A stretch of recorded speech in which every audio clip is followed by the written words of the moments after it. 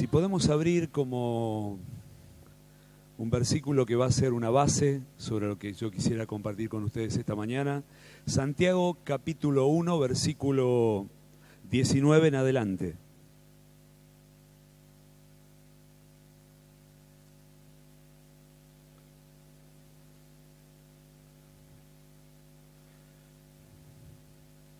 El título de lo que voy a compartir, el título que le puse es El poder de la palabra de Dios para proteger nuestra alma. El poder de la palabra de Dios para amparar, para proteger nuestro corazón, nuestra alma, nuestro camino. ¿Tienen ahí Santiago 1:19? Dice, por eso, mis amados hermanos, todo hombre sea pronto para oír, tardo para hablar, tardo para airarse, porque la ira del hombre no obra la justicia de Dios. Por lo cual, desechando toda inmundicia y abundancia de malicia, recibid con mansedumbre la palabra implantada, la cual puede salvar vuestras almas. Repito el versículo 21. Por lo cual, desechando toda impureza, toda inmundicia y abundancia de malicia, recibid con, no escucho, mansedumbre la palabra implantada, la cual puede salvar vuestras almas. El apóstol Santiago, el hermano del Señor, comienza este hilvanado de pensamientos con esa expresión, todo hombre sea pronto para oír y tardo para hablar, tardo para airarse. Pero meditando en este texto, que el problema central en la comunicación no tiene que ver tanto en el hablar o en el esperar para hablar, como en el pensar. ¿Por qué? Porque antes de hablar, primero, ¿qué se activa? Se activa el pensamiento. Primero se activa la mente, luego nos expresamos. Podemos y solemos callar mientras el otro habla, pero es muy natural que cuando estoy escuchando ya empiezo a tejer argumentos, razonamientos, y a veces ni tengo ganas de que termine la frase. Ya tengo algo para retrucar. ¿A alguien le pasa esto acá?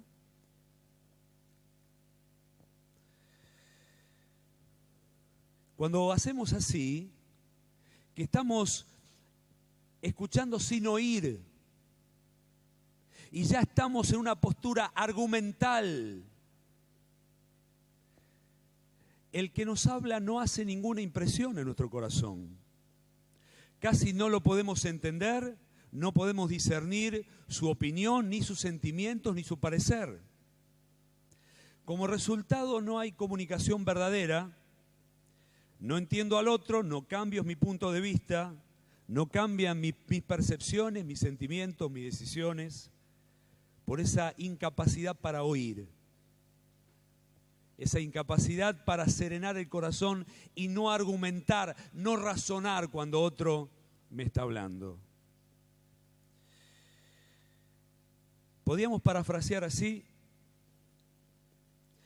todo hombre sea tardo para argumentar y sabio para procurar entender. Sin esa actitud interior no hay comunicación verdadera. Cuando hablamos con los hombres nos hace falta esta disposición, ¿no es cierto?, de ponernos receptivos, procurar primero entender antes de querer ser entendidos. si no abandonamos nuestra fuerte tendencia a razonar y argumentar y a defender nuestro punto de vista, la comunicación es imposible.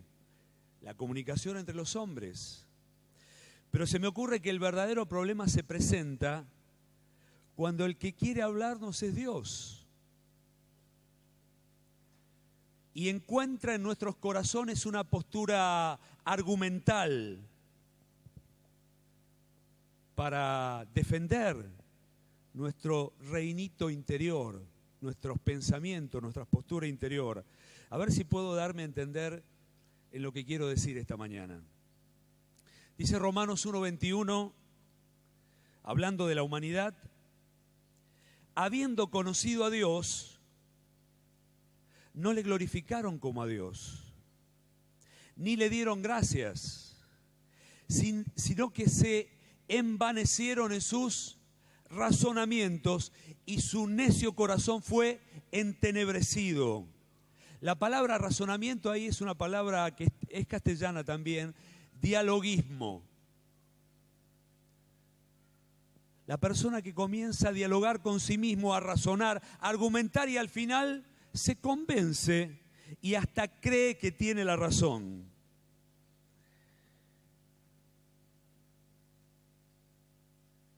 Es una especie de mecanismo de defensa de la mente, del ego, del yo, que siempre procura defenderse y preservarse. Otro texto fuerte que habla muy bien, muy claro de esto, es 2 Corintios 10:5, cuando dice: derribando argumentos y toda altivez que se levanta contra el conocimiento de Dios y llevando cautivo todo pensamiento a la obediencia a Cristo. De nuevo aparece la palabra razonamiento, argumento. Y busqué en el diccionario, argumento es un sofisma, una falacia, un razonamiento vacío. Errores que tienen apariencia de sabiduría o de verdad. Resolución de problemas con razonamientos erróneos. Un sofista en lunfardo es un charlatán. Y permítame decirlo así, el ego humano es un gran charlatán. Es un argumentador. El ego posee grandes recursos en su imaginación, ¿no? Cuando alguien quiere argumentar un punto de vista, ¿cómo aparece rápidamente la imaginación? Hasta en las personas más sencillas. Cuando lo tocas ahí donde no le gusta, enseguida encuentra los recursos para explicarse, defenderse, y hasta parece que tiene razón a veces, ¿o no? Y cuando no encuentra los recursos, se cierra dentro de su caparazón, se cierra en su tosudez, se calla, pero no mueve su parecer ni su corazón. Dice 1 Corintios 1:18, la palabra de Dios, la palabra de la cruz, es locura a los que se pierden. Pero a los que se salvan, esto es, a nosotros, es poder de Dios. La palabra de la cruz, la palabra de Dios, siempre le va a representar al alma humana incomodidades, al hombre natural. Es locura porque atenta contra sus intereses, atenta contra el ego, lo incomoda, lo agravia, lo maltrata. Quería ahora sí leer algunas de las palabras de Jesús, donde Él es resistido por aquellos que le oían. Podemos buscar Juan 8:37.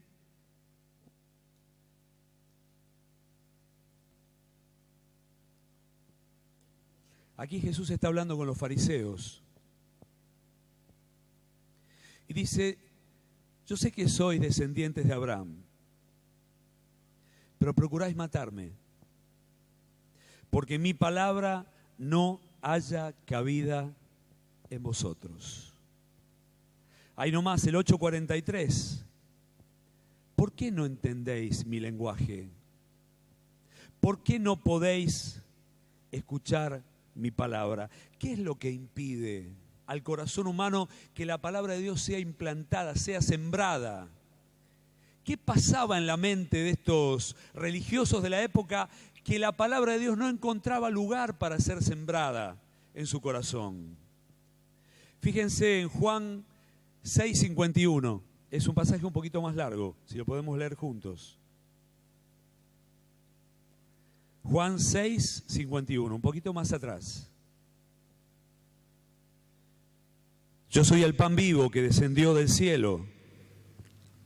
Si uno comiere este pan y si uno comiere este pan vivirá para siempre. Y el pan que yo les daré es mi carne, la cual yo daré por la vida del mundo. Entonces los judíos contendían entre sí diciendo, ¿cómo éste puede darnos a comer su carne? Jesús le dijo, de cierto os digo, que si no coméis la carne del Hijo del Hombre y bebéis su sangre, no tenéis vida en vosotros. El que come mi carne y bebe mi sangre tiene vida eterna, y yo le resucitaré en el día postrero. Porque mi carne es verdadera comida y mi sangre es verdadera bebida. El que come mi carne y bebe mi sangre en mí permanece y yo en él. Qué palabras fuertes, intensas, hasta extrañas. Él está hablando de sufrimiento, de dolor, de sangre derramada. Está implícito en lo que está diciendo su padecimiento. Y los discípulos, en la mente de los discípulos empezó a aparecer la figura de la cruz. Y enseguida se los nota a ellos en el versículo 61, sabiendo Jesús mismo que sus discípulos murmuraban de esto, les dijo, ¿esto los ofende? Se quedaron murmurando, cuchicheando, incómodos por lo que habían oído. Esto os ofende, esto los hace tropezar, esto los incomoda. La cruz los empezó a incomodar. El concepto de negación, de sufrimiento, de dolor, de servicio, puso incomodidad en el corazón de los discípulos. La palabra escandaliza, los hace tropezar. Qué bárbaro, ¿cómo es el corazón humano? Parece que hay como un mecanismo de defensa. ¿Ustedes saben lo que ocurre en una persona que tiene una enfermedad autoinmune? ¿Saben? Ayúdenme si digo alguna cosa fuera de lugar, pero creo que el mismo sistema inmunológico se confunde y el mismo sistema termina atacando al mismo cuerpo. En lugar de defenderlo, ¿qué hace? Lo ataca.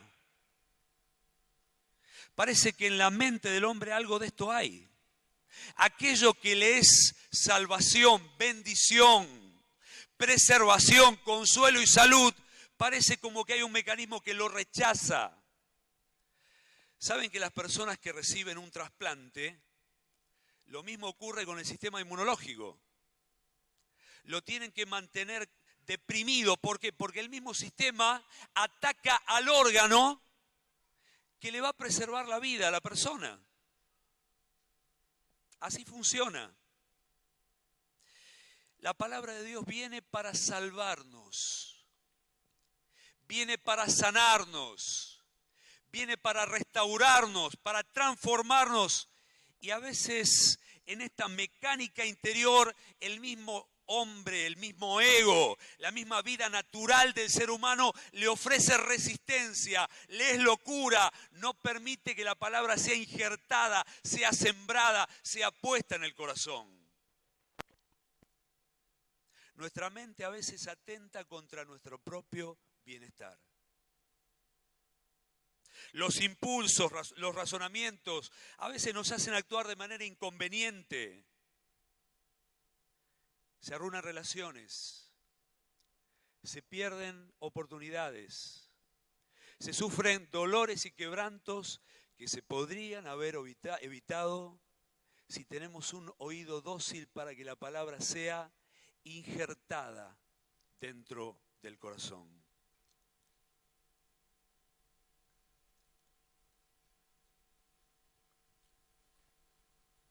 Proverbios 16, 25 dice así.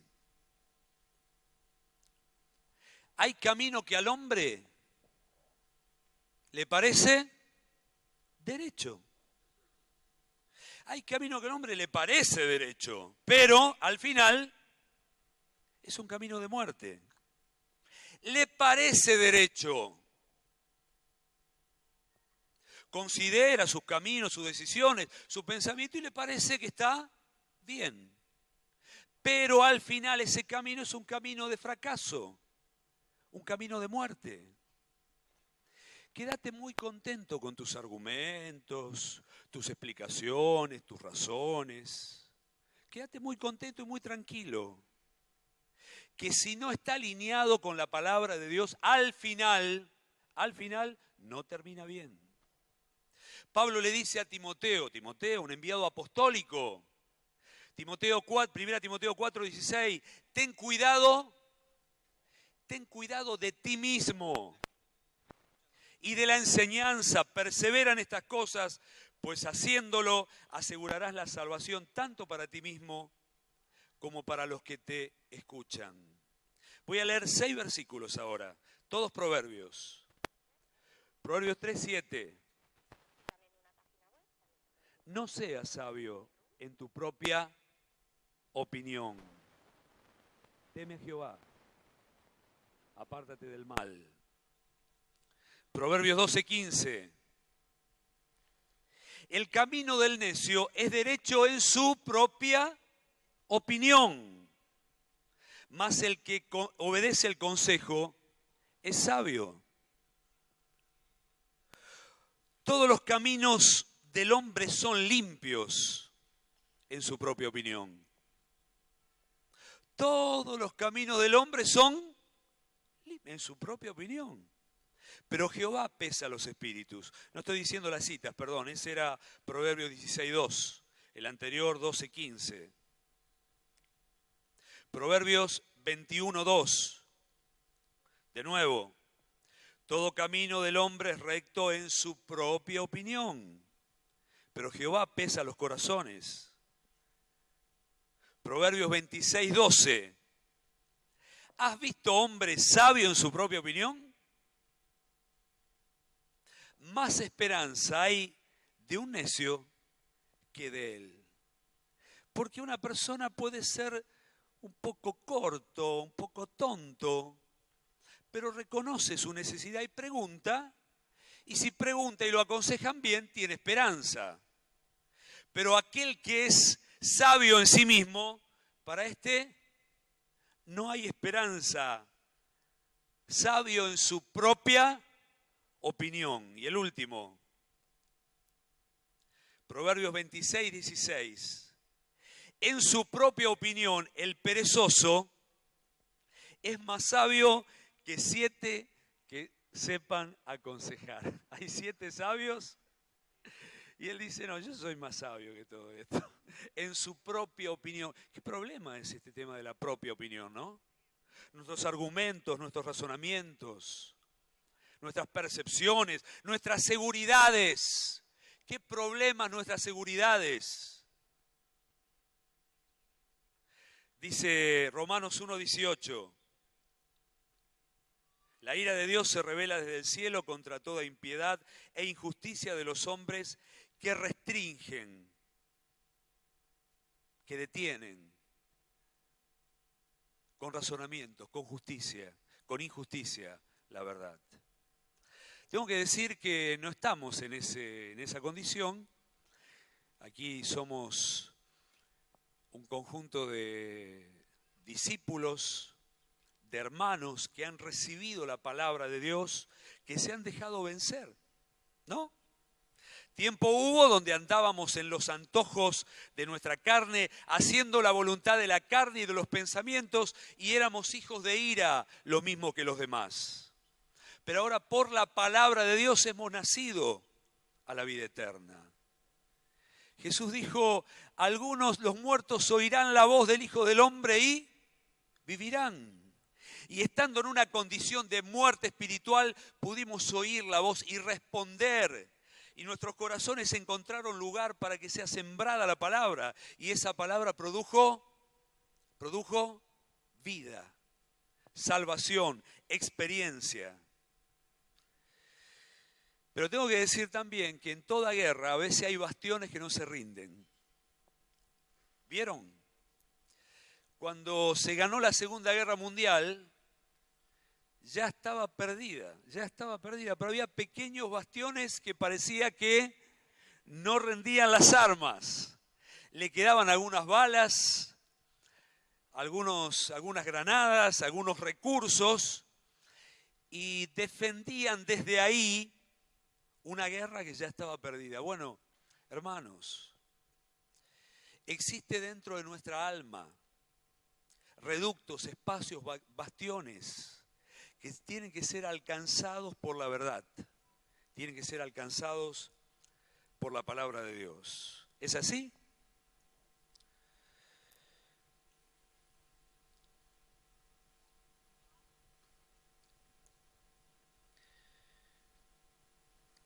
Hay gentileza en la palabra de Dios.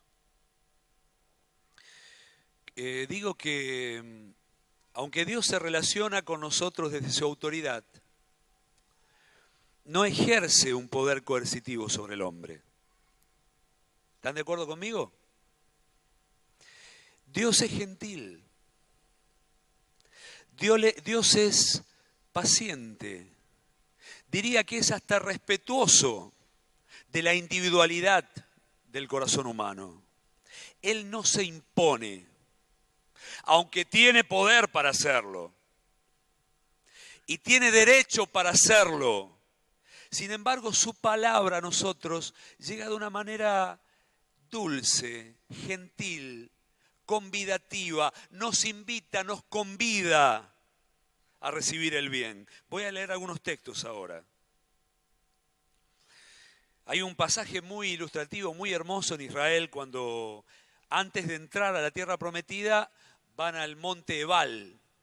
Y allí había que recapitular la ley y escribir la ley en las piedras que allí se encontraban. Y en una se escriben las bendiciones de la obediencia, en otra las maldiciones de la desobediencia. Deuteronomio 30:16. Porque yo te mando hoy que ames a Jehová tu Dios, que andes en sus caminos y que guardes sus mandamientos, sus estatutos, sus decretos, para que vivas y seas multiplicado y Jehová te bendiga en la tierra en la cual entras para tomar posesión de ella. A los cielos y a la tierra llamo por testigos hoy contra vosotros, que es puesto delante de vosotros la vida y la muerte, la bendición y la maldición. Escoge pues la vida para que vivas tú y tu descendencia. Por favor, escoge la vida. ¿Hay un mandato? Sí. Escoge la vida. Pero no es solo un mandato, es una invitación gentil, cariñosa y respetuosa de aquel que se preocupa por nuestro bien. Isaías 55:1, a todos los sedientos, venid a las aguas. A los que no tienen dinero, venid, comprad y comed. Sí, comprad sin dinero y sin precio vino y leche. ¿Cómo es el llamado? Venid. Jesús dijo, Mateo 11:28, venid a mí, todos los que estáis trabajados y cargados, y yo los haré descansar. Venid a mí. ¿Hay un mandato ahí? ¿Hay un mandato? Sí, no. ¿Hay un mandato? Hay un mandato. Pero hay un mandato que es una invitación dulce. Venid a mí, los que estáis trabajados y cargados, que yo los haré descansar. Por eso repito, que aunque Dios se relaciona con nosotros desde su autoridad, porque es el autor, posee esta autoridad, siempre lo hace de una manera gentil, de una manera cariñosa, dulce. Mateo 10:21. Entonces Jesús al joven rico, mirándole, le amó y le dijo: una cosa te falta, vende todo lo que tienes, dalo a los pobres y tendrás tesoro en el cielo, y ven y sígueme tomando tu cruz. Esa era la palabra para el llamado. ¿Cuál era? Sígueme.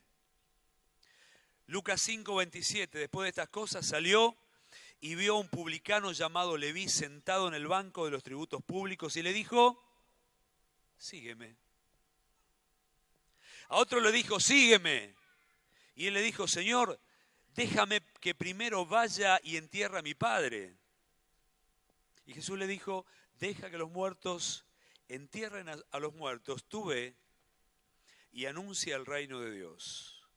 Entonces también dijo otro: te seguiré, pero déjame que me despida primero de los que están en mi casa. Y hace años Jorge nos habló de esto. Hay una palabrita chiquitita ahí. ¿Cuál es? A ver. ¿Cuál es? La palabra pero. Una palabra chiquitita pero que tiene raíces muy largas. ¿Qué hay detrás del pero? ¿Qué hay? Hay una indisposición a cambiar, a mover el punto de vista, a obedecer. Aparece de nuevo esta fuerza irrefrenable del corazón humano a explicarse, a argumentar, a razonar, a manifestar su necesidad. Pero, cuando hay un pero en el medio, la palabra pierde toda su fuerza. Si Dios dice así, pero nada. Pero el corazón se cierra y se afirma en sí mismo. Hay un salmo muy hermoso, esto sí voy a pedir que lo busquemos, Salmo 81:7.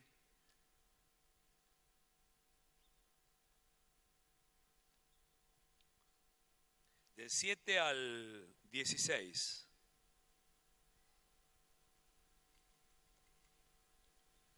Ustedes pueden seguirlo con la vista, yo lo voy a ir leyendo. Dice: en la calamidad clamaste y yo te libré. Te respondí en lo secreto del trueno, te probé junto a las aguas de Meriba. Versículo 8. Oye, pueblo mío, y te amonestaré. Israel, si me oyeres, no habrá en ti Dios ajeno, ni te inclinarás a Dios extraño. Yo soy Jehová tu Dios, que te hice subir de la tierra de Egipto. Abre tu boca y yo la llenaré. Pero en el 11, versículo 11, viene la tragedia. ¿Cuál es? Mi pueblo no oyó mi voz. Israel no me quiso a mí. Por tanto los dejé a la dureza de su corazón y caminaron en sus propios consejos. Caminaron en su propia opinión. En el 13, ahí hay signos de admiración. Oh, si me hubiera oído mi pueblo, si en mis caminos hubiera andado Israel, en un momento yo habría derribado a sus enemigos y vuelto mi mano contra sus adversarios. Los que aborrecen a Jehová se le habrían sometido y el tiempo de ellos sería para siempre. Le sustentaría a Dios con lo mejor del trigo y con la miel de la peña le saciaría. ¡Qué promesa! Si me hubiera oído mi pueblo, pero mi pueblo no oyó mi voz. Israel no me quiso a mí. Desechar el consejo, desechar la palabra de Dios es desechar a Dios mismo. Su corazón, su opinión, su voluntad para nosotros. ¿Podemos volver a Santiago 1:21?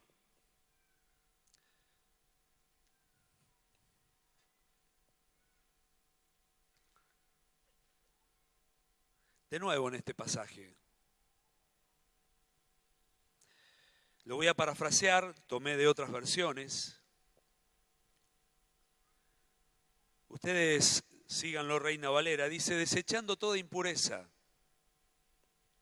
Desechando las impurezas y las tendencias perversas del corazón, recibid. Voy a ir parándome en cada palabra. Permítame pararme en cada palabra para encontrar un sentido, el fuerte sentido que tiene este pasaje.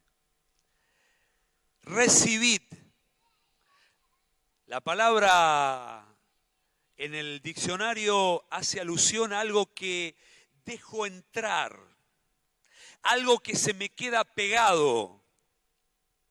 Dechomai es la palabra. Es el que abre la puerta a alguien para que entre a morar conmigo, para que permanezca. Recibid. La siguiente palabra, ¿cuál es? Mansedumbre, gentileza, ternura de espíritu, humildad. Recibid con mansedumbre, con ternura, con docilidad, con gentileza, con humildad, la palabra implantada. La palabra implantada ahí es el griego enfutos. Y de ahí viene la palabra castellana imputar, sembrar, poner, colocar. Recibid con mansedumbre la palabra implantada, la cual puede, y la palabra ahí es muy linda, es la palabra, en otras versiones dice, tiene poder, tiene dinamis, es efectiva, tiene la capacidad, el último texto, de salvar vuestras almas. Y la palabra que aparece ahí no es la palabra soter. La Biblia cuando habla de salvación habla de soter, de esa salvación que nos lleva al cielo, sino es una palabra distinta, sencillita, la palabra soso, que significa proteger, mantener a salvo, amparar. Repito, recibid,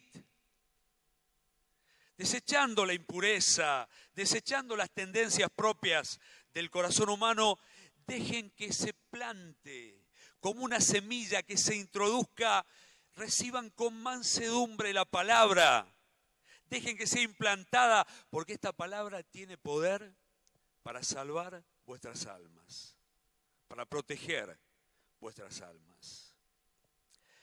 Me quiero detener un poquito en la palabra mansedumbre.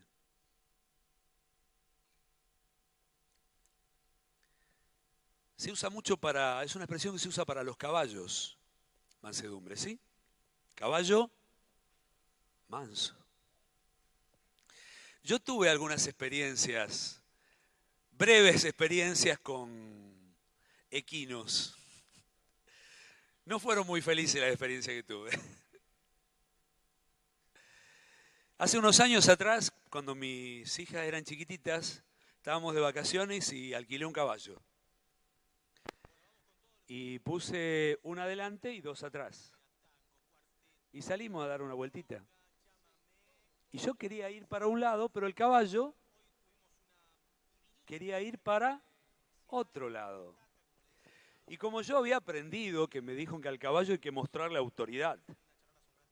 Entonces yo le agarré bien la rienda y dice, no, vos vas a ir para allá.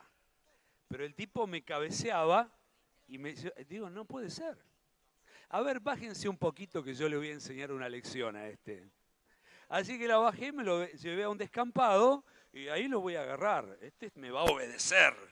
El tipo se me paraba en dos patas, daba patadas para atrás y me asusté. Me asusté.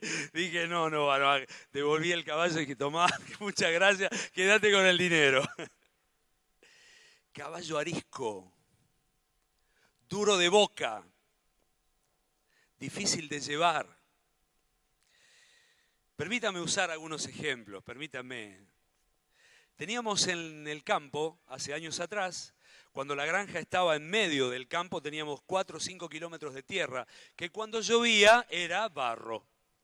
Así que para no salir caminando, a veces salíamos a caballo. Y teníamos 2 caballos. Uno se llamaba Pepe y el otro se llamaba Gaucho. Así lo compramos con esos nombres. No eran muy creativos los que le pusieron el nombre. Bueno, uno era un caballo manso. El otro era bellaco. Cuando me subí la primera vez, me subí no al manso, sino al bellaco. Y el que me llevaba, claro, nos íbamos los 2 en caballo, después el otro volvía con los 2 caballos, uno montado y otro en las riendas. No, bajate, porque en el primer descuido te noquea. Porque el tipo cabeceaba y por ahí cabeceaba para atrás. Y si te agarra distraído, semejante cabeza en la frente, en la cara, te noquea. Caballo bellaco. Resoplaba, cabeceaba, escarceaba. El tipo no le gustaba que lo guíen. Él quería hacer lo que le gustaba.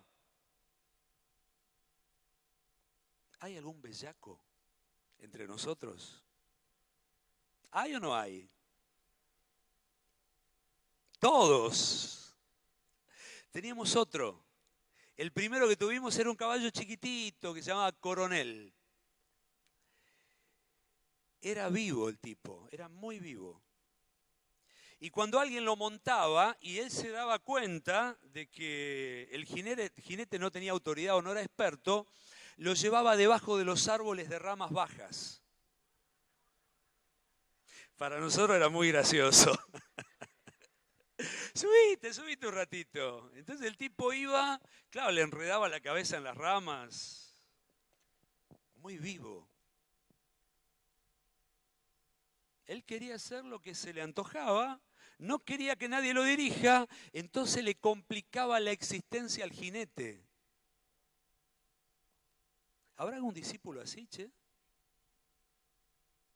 Que cuando lo querés, según la palabra de Dios, guiarlo, te mete abajo de los árboles bajos. Te complica, te enreda, te argumenta. ¿Habrá o no habrá?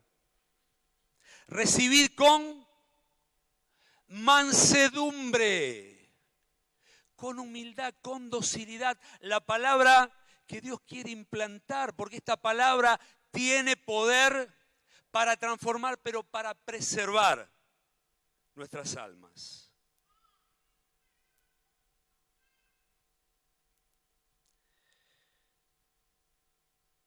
Cuando te tocan, vieron que hay conversaciones que podemos tener, no hay ningún problema, podemos charlar, pero hay rincones en el alma, hay bastiones en el alma que tienen que ser tocados por la palabra de Dios.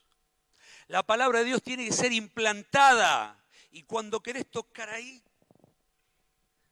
están los cabezazos, están los escarceos. Tenemos que abrir un corazón tierno y dócil a la palabra de Dios. Renunciar a estas tendencias argumentativas que nos hacen tanto mal. 4 áreas donde la palabra de Dios tiene que ser plantada. Perdón que estoy un poquito congestionado, por eso tomo un poco de agua.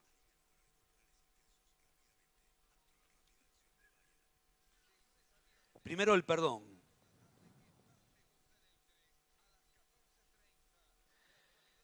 Marcos 11:25, cuando estéis orando, perdonad.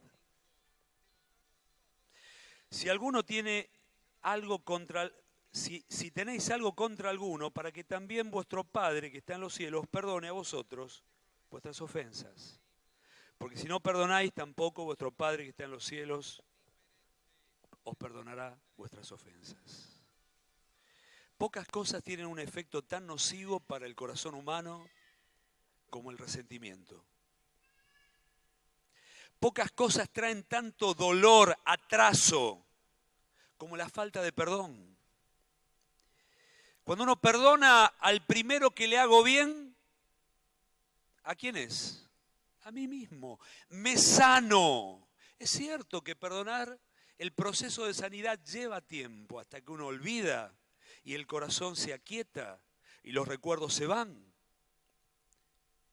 Pero se nos manda perdonar y esto para Dios es tan importante que está en el Padre Nuestro, está en la oración cotidiana. Perdonad cada día. Si alguno te hubiera ofendido, perdoná. Como tu Padre te perdonó, porque si perdonás vas a hacer bien a tu alma. No permitamos que se vayan enquistando nosotros raíces de recuerdos que van a traer amarguras, que nos van a torcer, nos van a hacer daño y vamos a hacer, en nuestra amargura, vamos a hacer también daño a otros. Solemos argumentar contra este mandato del perdón. Decimos cómo se nos trató mal, se nos malinterpretó, cómo otros pudieron ser injustos o duros o indiferentes. Argumentamos, nos defendemos, razonamos y nos parece hasta que tenemos razón. Y nos engañamos en nuestra propia opinión. Ese es un camino de muerte. Vas a terminar seco. El que no perdona se seca. Sufre una erosión de su espiritualidad. Se arruina. Y arruina a otros.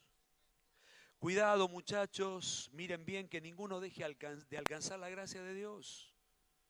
Porque brota la amargura y la amargura trae tropiezo para la iglesia. Y la gracia de Dios deja de fluir. Cuando no hay perdón, no recibimos perdón. Amén, hermanos. Dejemos que la palabra sea implantada. Recibamos con mansedumbre. El otro punto tiene que ver con la generosidad y el materialismo.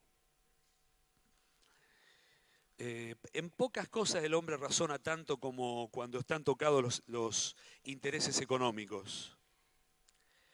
La burocracia de yo y lo mío. ¿Por qué tengo que dar? ¿Por qué tengo que dar? Esto es mío, me lo gané. No le pedí a nadie, esto lo generé yo. Lucas 6:38, dad y se os dará. Medida buena, apretada, remecida, rebosando en vuestro regazo, porque con la misma medida que medís, os volverán a medir. Dad de lo vuestro. No, el diezmo yo no lo doy. Bueno, no lo querés dar, no lo dé. Nadie te va a obligar. Nosotros no controlamos quién diezma y quién no diezma. Digo esto para que sepan. Esta es una cuestión entre vos y Dios, no entre vos y la iglesia. Si no querés diezmar, no diezmes. Creemos que es una ley que trasciende el Antiguo Testamento y que está aún antes del advenimiento de la ley. Y creemos que para la iglesia los requerimientos son mayores que para los judíos. El diezmo es la mínima. Aprender a abrir el bolsillo, a dar con generosidad, con amor, a estar atentos a las necesidades, a no ser mezquino, a defendernos, a argumentar. Siempre yo estoy más necesitado que los demás. ¿Por qué tenemos esa tendencia a ser tan generosos con nosotros mismos, pero no tan generosos hacia los demás? Yo soy muy generoso conmigo, me regalo cosas, soy muy consciente de mis necesidades, pero ¿tengo corazón para ver a otros? Aprendamos a ser responsables con nosotros mismos y generosos para con los demás. Amén, hermanos.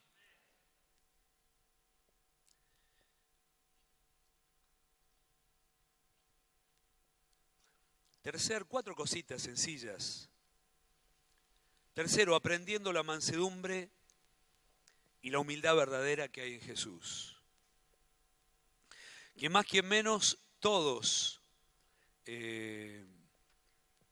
aunque hagamos mal, hagamos esfuerzos por disimular, el yo es un individuo muy pretencioso.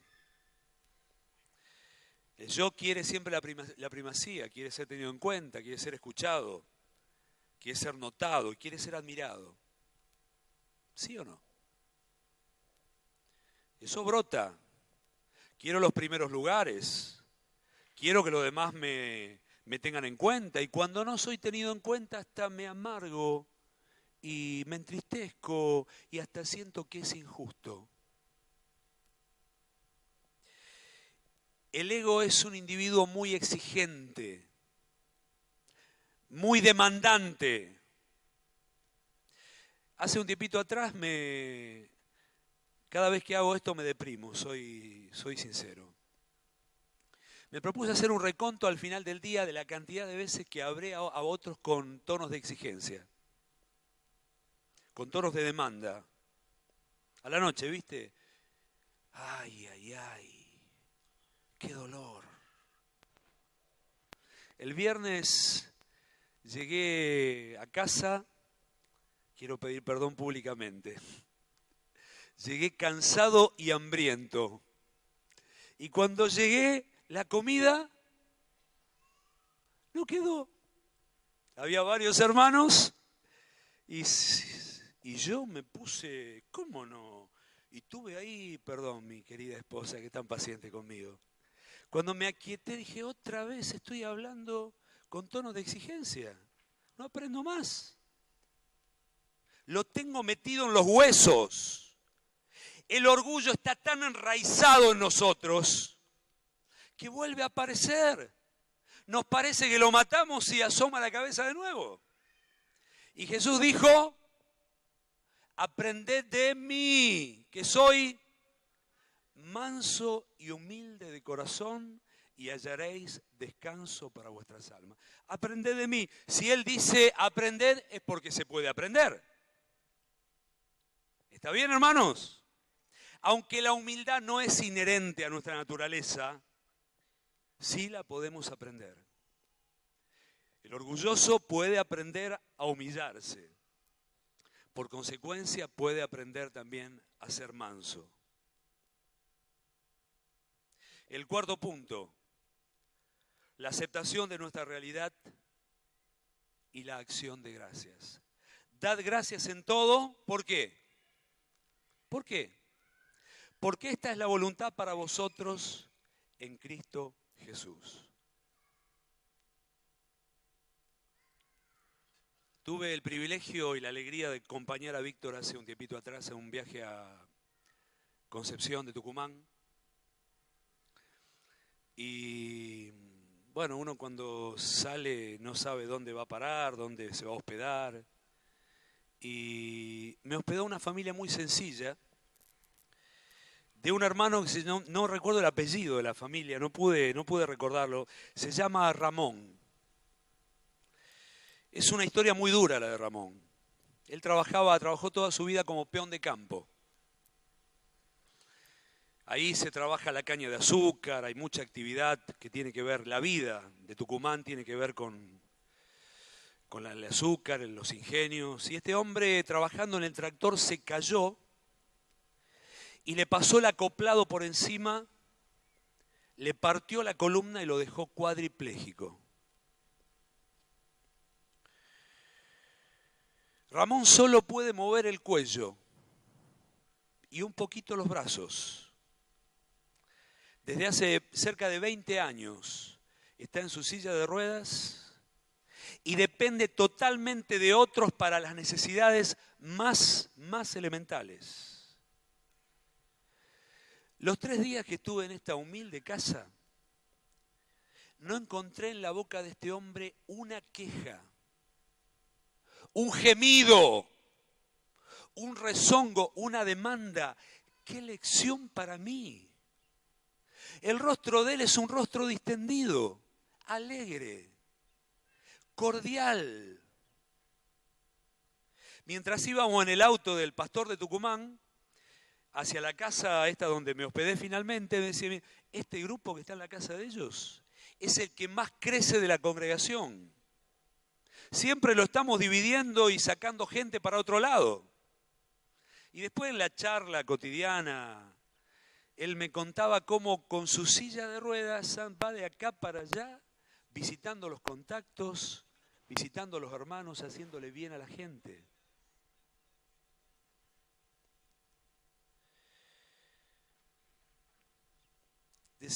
Los jóvenes es una fuente de inspiración, de consejo para la gente joven que va a la casa a hablar con este sencillo hombre. Yo me pregunto, ¿quién le puede decir algo a Ramón? No, mirá, yo no puedo seguir al Señor porque... Uy, mirá lo que me pasa, no puedo perseverar. Uy, estoy triste. ¿Quién le puede decir algo? Este hombre, este varón que en medio de su realidad pudo levantar a los ojos al cielo, aceptar su realidad y dar gracias. Y un hombre que podría haberse ensombrecido y terminar en la depresión o en la amargura por lo que le tocó vivir, hoy es una fuente de bendición e inspiración para muchos. ¿Sabe por qué? Porque dejó que la palabra sea insertada en su corazón. Abrió el corazón con mansedumbre para aceptar lo que le pasa y dar gracias. Y disponerse para amar, para servir, para ayudar a otros. Por eso dije al principio, la palabra de Dios tiene un elemento preservador que ampara, que cuida el alma, que la preserva. Les ruego, hermanos, que recibáis con mansedumbre la palabra que Dios quiere implantar, porque esta palabra tiene poder de preservar, de sanar, de amparar, de sostener el alma. Nuestra vida está llena de peligros, nuestra espiritualidad, nuestro camino está lleno de peligros. Dificultades, desilusiones, enfermedades, problemas, confrontaciones. Pero si nosotros podemos atesorar la palabra con mansedumbre, esta palabra nos va a sostener. Nos va a edificar, nos va a preservar, nos va a mantener sanos en medio de nuestro camino, en medio de nuestra vida. Yo nombré 4 áreas aquí, nada más que 4 áreas.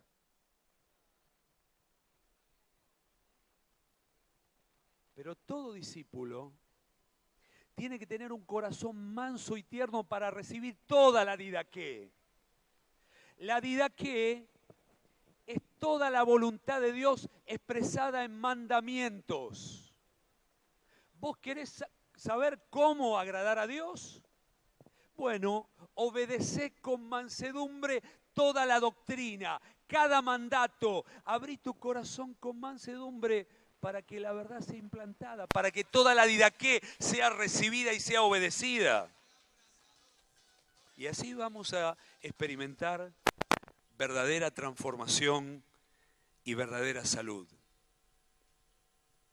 Discípulo manso, tierno, humilde, dócil, que se abre a la palabra, que tiene un oído abierto para oír lo que Dios tiene para decir, para oír la voz de los hermanos que lo cuidan, que no argumenta, no se revela, no razona, no bellaquea, no resopla, sino que recibe la palabra. Termino diciendo así.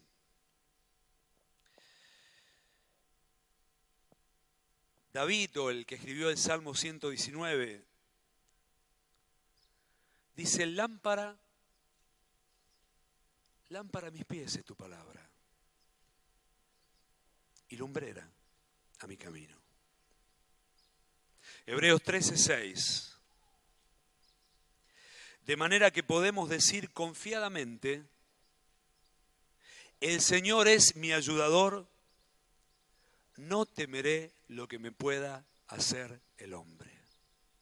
¿Nos podemos poner de pie y decirlo junto a esto? Hebreos 13:6.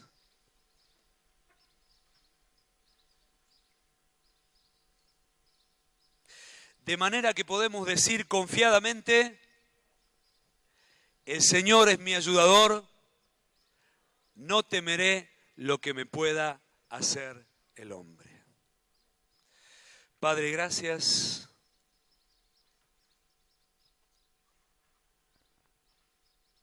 Has quitado de nosotros el corazón de piedra y por tu Espíritu pusiste un corazón de carne. Queremos que este corazón sea manso y sea tierno, para que tu palabra pueda ser implantada, para que tu verdad germine en nuestros corazones, para que Cristo sea revelado en nuestro andar. Muchas gracias, Padre, en el nombre de Jesús. Amén.